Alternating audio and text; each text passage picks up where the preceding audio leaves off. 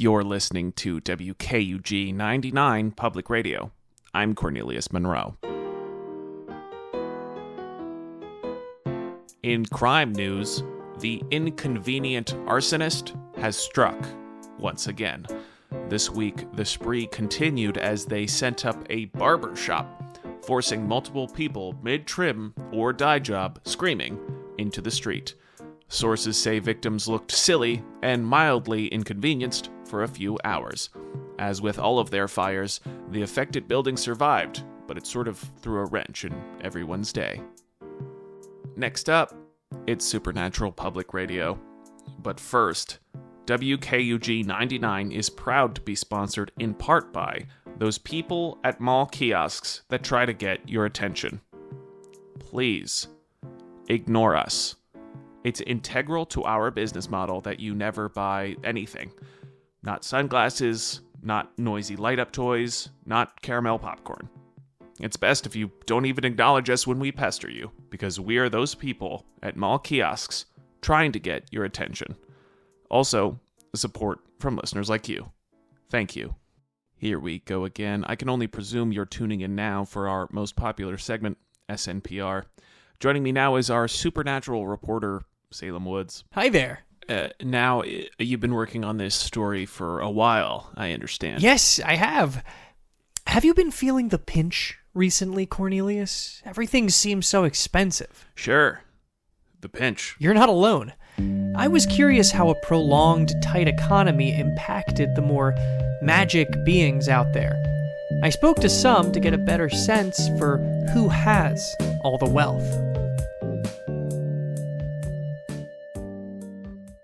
Inflation. And I ain't talking about balloons. I was curious about the effect of our fluctuating economy on some of my supernatural sources. Though often the real heroes and villains of folklore, the most surprising thing about monsters and mages is how similar their problems are to ours. For me, it's less so the assumption of the wealth. People find me and they demand their cut. Of course, I'm obliged to give it to them. Seamus O'Patrick O'Malley O'Patrick Fitzmalley Pat O'Brien O'Patrick is a leprechaun. He works at the End of the Rainbow, a gay bar downtown. But that's a side hustle from his main job, which you may be more familiar with, hanging out at the end of a rainbow. I gotta keep this pot of gold hidden. When they find it, it's insulting. They expect more. You get 3 coins. 'Twas always 3 coins. It don't matter the cost of bread. I should be getting prayers for not changing all this time. You're saying people want more money for finding you? Aye, they do. And it's... this is my f***ing money. Oh, I'm honouring an old contract. Oh, but I still got to earn it. You think the bar pays me in gold coins, bah? Oh, I gotta convert it and put it in the pot myself. Have you found any other solutions? Some people, they want me to say, the cereal thing. They're always after me, Lucky Charms. They're coming for you too. Oh, you poor bastard. In the Westview Overlook Cemetery, I've found some good leads thanks to a source, Harriet. She's been dead for decades. The grave robbers continue to pick me clean. What did they take? The shoes in which I was buried. I loved those red heels. You lost a pair of ruby slippers, like from the Wizard of Oz? I did. And last week they took my blue gem. The one I nearly cast into the ocean. Like from Titanic. I don't know of these movies. I didn't say movies. I thought you died before movies became a thing. I still have some things of value. Like the letter I wrote to my husband. Well, I suppose he never opened it. He went on a fishing trip with his platonic close male friend. But that's Brokeback Mountain. Alright, so where did the grave robbers go? Presumably, they stole my valuables and sold them to a collector. A warlock might be able to use such heirlooms for nefarious means. Really? Oh dear. They stole more jewelry. My husband, he showed it to me in a box, and when I reached into it, he clamped the lid on my hands. Oh, how I laughed. Such mirth. Harriet. That's Pretty Woman. Thank you. As luck would have it, I had a source who was a bit of a collector. I went to him to learn more about the underworld economy. Watch your head, tall one. Ow! And watch your step. Sorry. No, it's okay. They're just bongs. This is the voice of Kramble, a gnome. He's invited me into his Underhill home, which is full of, well, there's no other way to say it, junk. Batman Forever McDonald's cups. Wow. Oh my gosh. Sorry, is that a Cal Ripken Jr. rookie card? Sure. You want it? Come on. How much is this? Well, that's a very human way of thinking. Cash. But the value it holds is unique.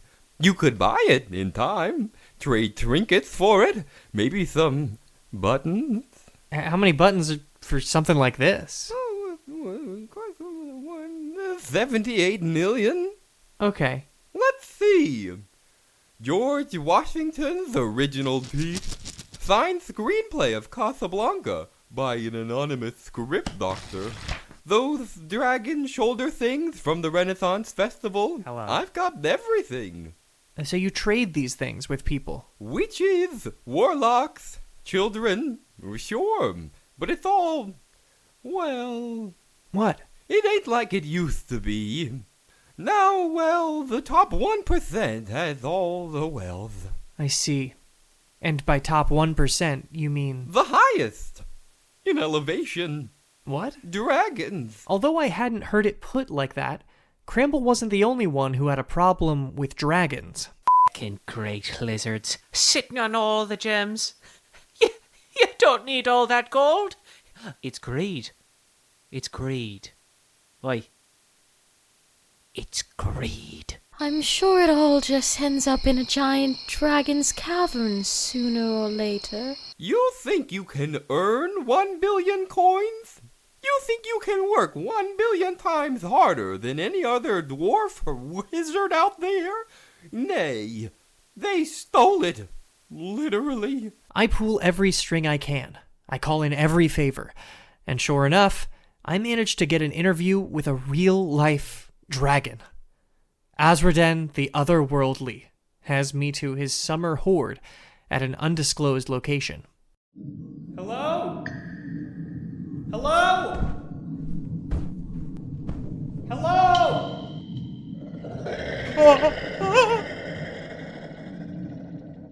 Who goes there?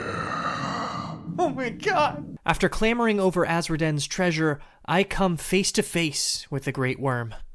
He's considerably larger than I am. I'm about the height of his nostril. This is... quite the home, Asraden. Thank you, puny mortal. How did you accumulate wealth like this? It's all about my work ethic, bro. I split my days into 3 days. My first day begins at 6 a.m., ends at 9:30. My second day goes until 3 p.m. I'm in meetings, I'm reading on the treadmill, meditating in the shower. My third day is 3 to 7. I'm at 3 days to your 1. That's 21 days in a week. You'll never catch me. It's all part of my self-help book. Stop, Dragon, Your Feet, How I Hoarded My First Million, or you can listen to my podcast too. I thought...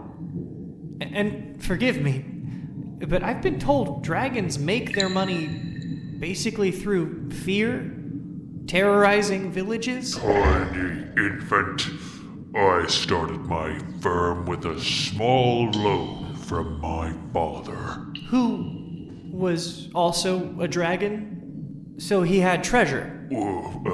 That's not relevant because I still had to pay off the loan, mewling baby. Oh, okay. 30 years later, after my 6th attempt at a business took off, But still... I see. So, is there any government that you pay taxes to? It doesn't work like that. I'm not actually liquid at the moment. My stuff's all tied up in assets. I'm literally standing on a mountain of treasure. Dare speak back to me, you adorable little toddler. Look at your little feet. I peed myself. I knew I had to appease the dragon if I was going to survive. Asraden, I am so sorry for angering you. I am but your little guest. I am just a bit incredulous.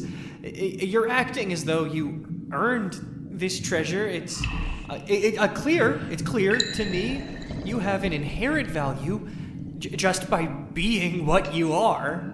Very astute for a literal 5th grader. Have you ever thought of being generous with your earnings? People are struggling out there. Hello? It's called a hoard. It's not called a share. It's not a spread around. You said it was company shares. But they are mine.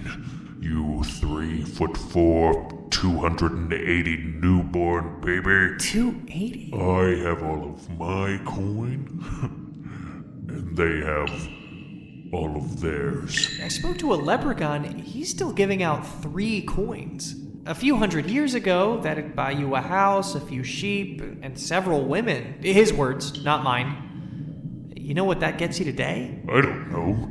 I'm not gonna spend it all at Starbucks like they might. 1 trip of groceries. If you shop with coupons. Oh, pshaw.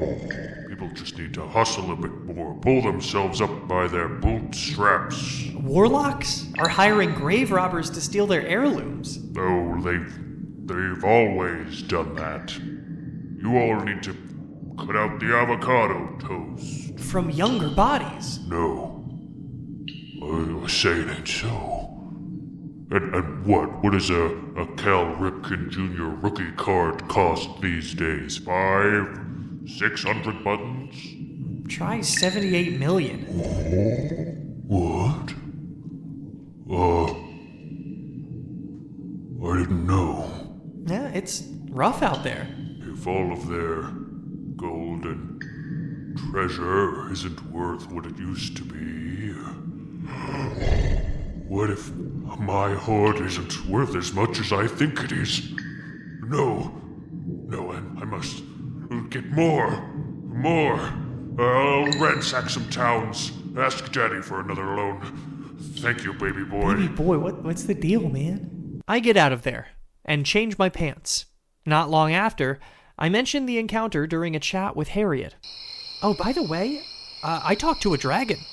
For real. My! He was rich. Seemed out of touch.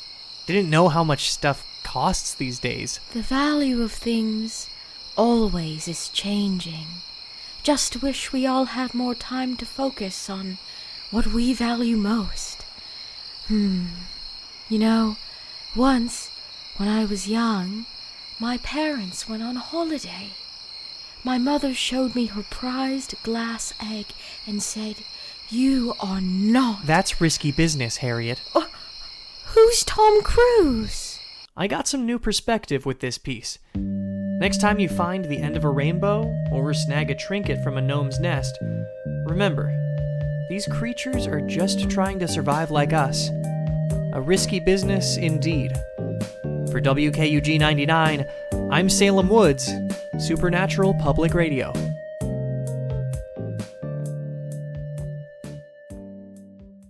Well, that was Salem Woods with SNPR. We're going to take a break. When we return... Oh my gosh. Oh, is that smoke? Is this the inconvenient arsonist here? Well, nice try. We're going to commercial, so hardly inconvenient. And, you know, I have a bone to pick with you, by the way, okay? Arsonist, if you're listening, your name makes no sense. Your modus operandi, It requires there to be convenient arson, so maybe try that for a change. Now, if you have a problem with that, come find me. I'm Cornelius Monroe. Supernatural Public Radio is a Peppermint Bottle Production, created by Zach Phillips and Matt Demetrides. The Top 1% was written by Zach, starring Matt Demetrides as Salem Woods, Zach Phillips as Cornelius Monroe, Seamus O'Patrick O'Malley O'Patrick Fitzmalley Pat O'Brien O'Patrick, and Asraden, the Otherworldly, Vida Manalang as Harriet, and Jake Lucas as Kramble. Editing by Zach Phillips with music by Matt Demetrides. Credits for sound effects can be found in the show notes. Tune in next week for our finale, Necronomicon Phenomenon. A gay bar downtown. But that's a hot hustle he's got there. The first take was fine.